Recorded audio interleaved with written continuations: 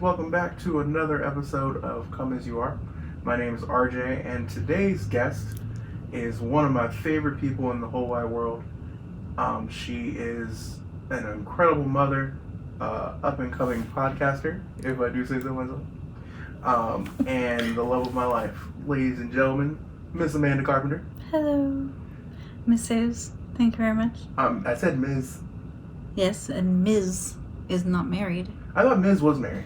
No, Mrs. is married. Miss is unmarried. Ms. is no longer married. Oh. So are you trying to tell me something? Am Am I? As you guys, if you're familiar with our content, you already know me and Amanda already do The Kids Are Gone, and it's one of my favorite things to do in life right now. But we got to talking and we kind of wanted to do the format of this topic a little bit different, so we figured, why not try it as Come As You Are? So today's topic is one of her favorite things to talk about, which is social anxiety. A lot of people suffer from this, some a little bit more broad stroke than others. My beautiful wife, though she has the professions that she's in, suffers from it as well. So I just figured that this was a great opportunity to be able to kind of get a peek behind the curtain for those who don't experience it, or maybe you do and just don't know what it looks like or what to call it. So I figured this was a great way to be able to kind of get this message out there. So thank you for agreeing to do this. Mm-hmm. I appreciate it very much.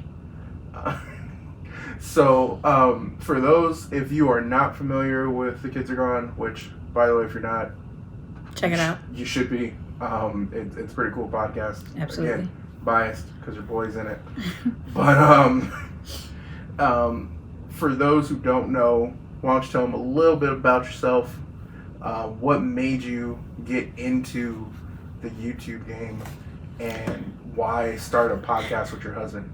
Which I still don't know why you did that, but I appreciate the fact that you did. Well, I mean, obviously you know why. Oh yeah, this ain't for me.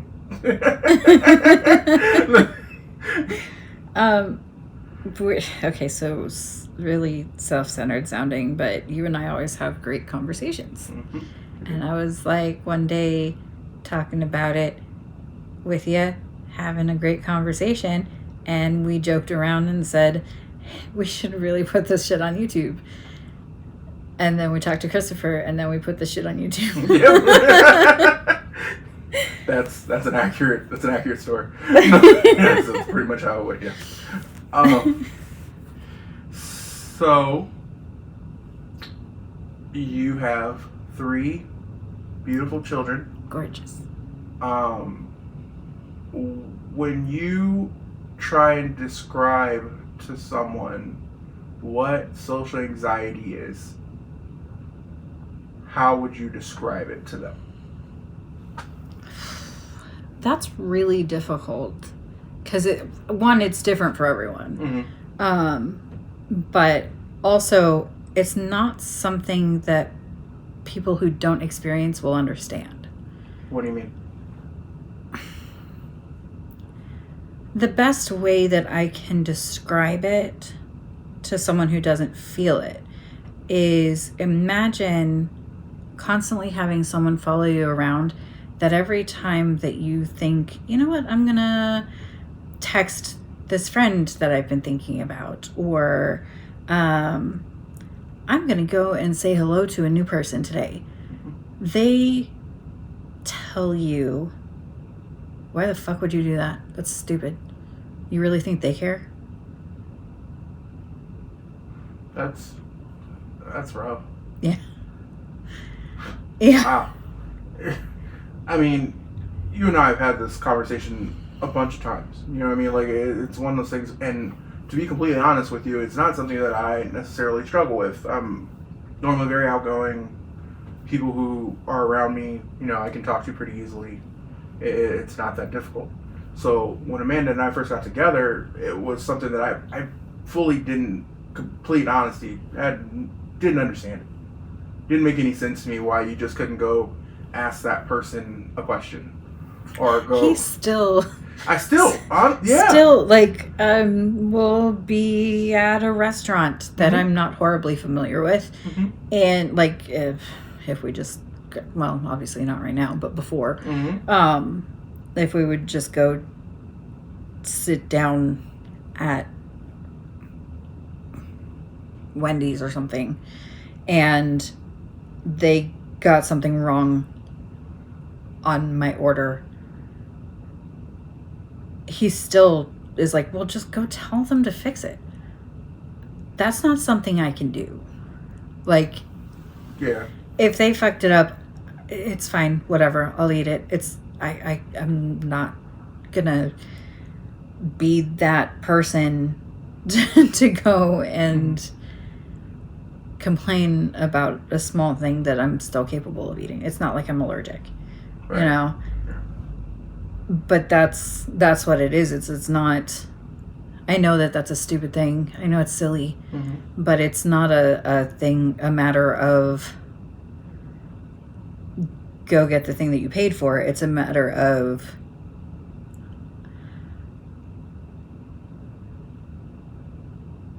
not being able to think I'm worth it. Mm-hmm. Or, and even sometimes it's not even so much that I don't think I'm worth it. It's just that I don't want to inconvenience someone else because of me being picky. If that makes sense. No, they both make sense. When I first thought about the idea and really tried to, come to an understanding of what it was for you, the worth it thing, that's what I thought at first. Like, maybe it's just she undervalues herself. She undervalues how important her conversation is. She undervalues how much people think about her and how much people appreciate her being around. Do you think that if you had more self-confidence, that this wouldn't affect you the same way? I don't know.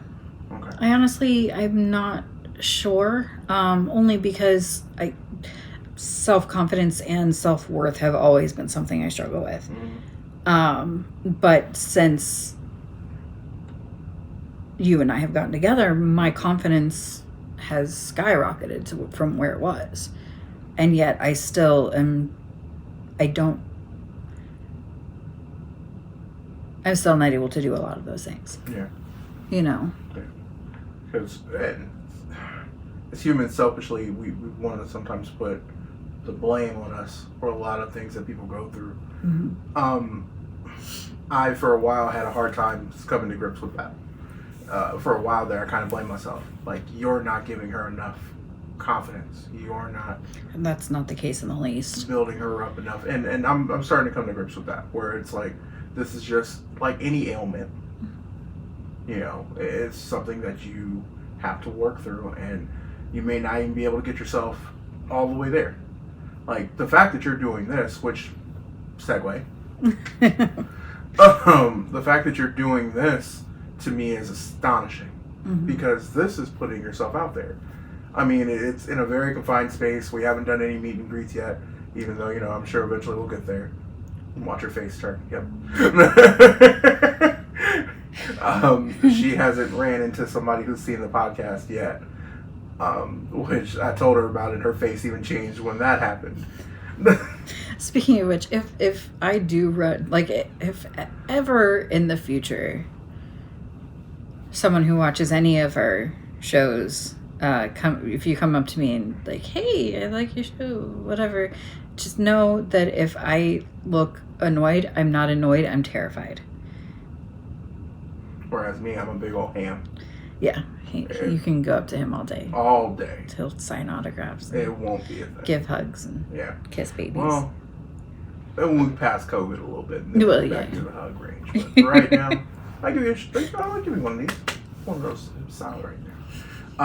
So, our next question would be, how do you find the strength to do this, knowing that you have that fear? So, I actually was talking to our friend, Scott, not The one that was conversing with us in the live stream. Very strange. This and where we work. It's a kind of this kind of stuff is why people don't believe people who have social anxiety, because there are certain things. Now, granted, some people have much more severe than I do, that they're not even able to do that much. But for my particular brand of social anxiety, it's difficult for people to really believe it. I mean, there's always this stigma with social anxiety anywhere where people are just like, yeah, okay, whatever. But with mine, at least, because mine's all I can really talk towards, there's the ability in certain situations, because I was groomed for them my entire life, to be able to compartmentalize to a point. Like in customer service, it's super simple because it's typically max 5-minute interactions, and those are for like issues, where I don't really have to make small talk or chat up outside of, hey, how are you doing today? Awesome. How can I help you? You know, and then we get down to business, you know, and occasionally there'll be little silences in there where I'm like, I need to say something. And then it's kind of easy because then I can make a little joke about how, I'm sorry, I'm not very good at small talk. And then they usually take it over from there. And then I can just nod and smile. And boy, people love to talk. Yeah. I mean, I don't know any of them per se. It's not me. But, you know, there are people out there who like having conversations. And have them for a while about things that don't really matter. Like whether or not people like talking. I mean, I feel judged right now. I'm not gonna lie. I'm uncomfortable. Please continue. Anyway, so at my day job, that's where that's kind of easy. With this, my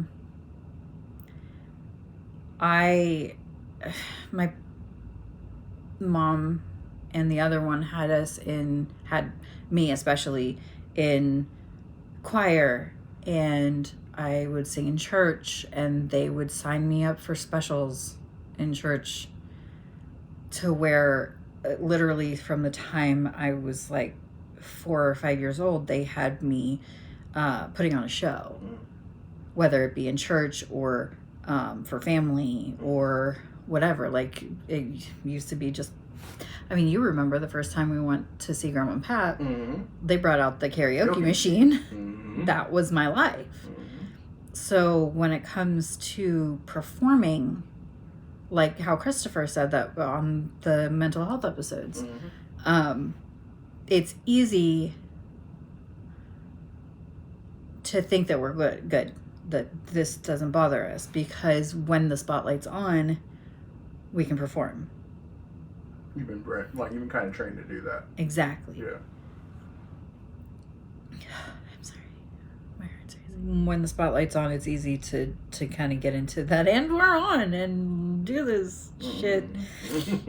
You know, but then all the way up before that, I'm a nervous wreck, upset stomach, heart racing, you know, can't hardly breathe. And then when it's done, I'm just exhausted and like, oh, I don't want to do that ever again. You know? As talented as you are, and again, I know I'm biased, guys, but if you could see this woman work, you would say, and anybody who knows her will tell you the exact same thing. Dedication, consistency, intelligence, beauty, strength. All are who she is. No give, no ebb and flow. It's just those traits about her are a constant wave. So to see you struggle with anything hurts. Because you're my Wonder Woman. You can do anything. I've seen you take on things and fix things that I almost ran my head through a TV for. You know what I mean? So to see you struggle with this, I guess it's why it's so hard for me to understand. You know what I mean? Because I don't see you as there not being much you can't do. And see, that's the other thing too, is that doing this, not this particularly because this is still giving me all sorts of panic attacks, but doing The Kids Are Gone and We Have Some Thoughts is easy because it's easy to forget. That's what me and Scott were talking about. It's easy to forget when we're doing those shows that we're recording, because we get into conversations and it's fun and, you know, it's whatever. Mm-hmm. And there are times that then it comes back on me, like when we get to the next topic. Mm-hmm. It's like, oh shit, people are watching us. Like, this is actually recorded. That's why it takes me a second to get into the topic. Mm-hmm. And I don't know if you guys see that or not, because he's getting really good at editing, but it takes me a minute to get into it because I have to kind of forget again that anyone else is going to be watching us. You know? I get it. So now that we're here, and this is only going to get bigger because you are too amazing for it not to. It is purposeful, and she hates it. Why she is the focal point of The Kids Are Gone. Because it wouldn't run without her. Since this is only going to get bigger, what's a way that you feel will help you moving forward? Trying to, because I know you'll never be able to conquer it. It'll be a while before you can conquer that part of yourself. How do you feel you'll deal with that as this progresses?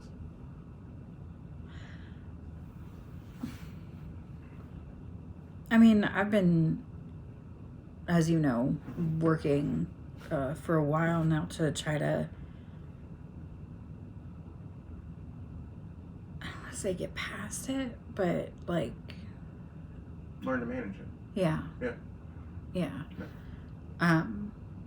To where whenever we eventually do go to like cons or anything like that, not curl up in the fetal position. that is one of my biggest fears, is that we'll go to VidCon when it comes back or something like that, and I'll go looking for you and I won't be able to find you anywhere, and I'll start freaking out, and I'll see you in a green room somewhere going like this. We're alright. And then I'll be like, call it off. We're done. We're out of here. Just sell the merch.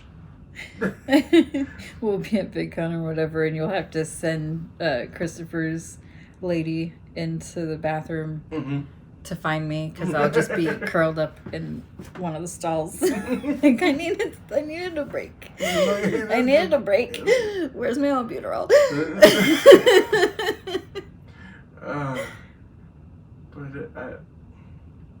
I'm sorry, go ahead.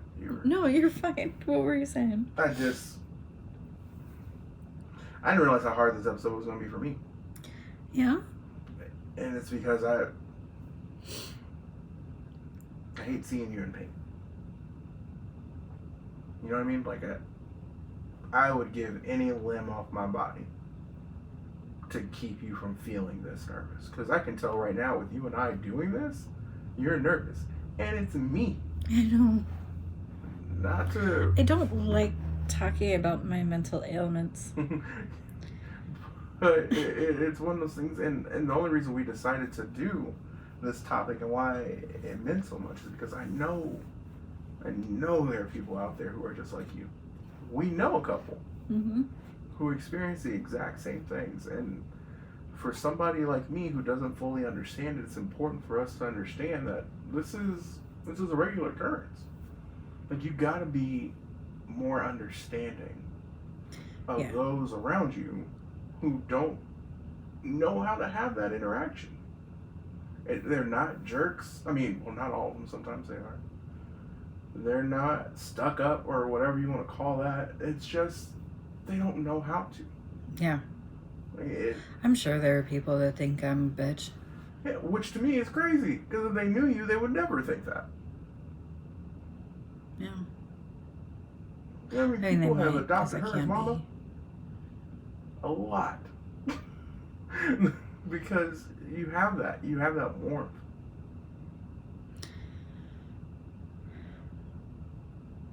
With her face, I think we're gonna actually cut this one off. Before we do that, Miss Carpenter, where can they find you?